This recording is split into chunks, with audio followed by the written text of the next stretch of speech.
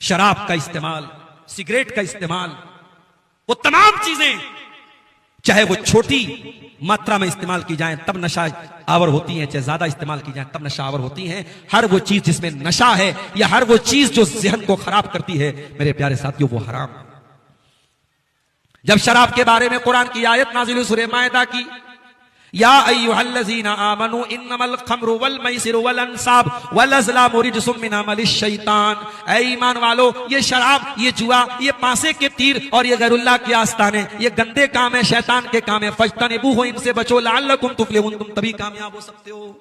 जब कुरान की आयत नाज़िल हुई, सहाबे किराम ने अपने अपने घरों से शराब के मटके निकाल के फेंक दिए, शराब के बर्तन निकाल के फेंक दिए। हजरत अनस कहते हैं कि मैं अपने बाप अबू तलहा के साथ बैठा हुआ था, दस्तरखान लगा हुआ था, शराब रखी हुई थी। जब किसी ने आकर के कुरान की आयत सुनाई, मेरे बाप ने मुझको हुक्म दिया, जाओ शराब को मदीना की गली में जाके बहा दो। कहते जब मैं शराब को बहाने गया हूं, फजरत फी सिककिल मदीना, मैंने देखा मदीना की गलियों में शराब पानी की तरह बह रही है। सहाबे किराम ने शराब को फेंक दिया। मेरे प्यारे साथी, आज वो शराब जो उम्मुल खबाइस है, जो बहुत सारी बुराइयों की जड़ है, और दुनिया के बहुत बड़े बड़े क्राइम शराब के नशे की हालत में होते हैं। आज अफसोस की बात है, मुसलमान वो शराब भी इस्तेमाल करता है, नौजवान उस नशे का भी शिकार है। मेरे प्यारे साथियों, नशे की इस लानत से निकलो।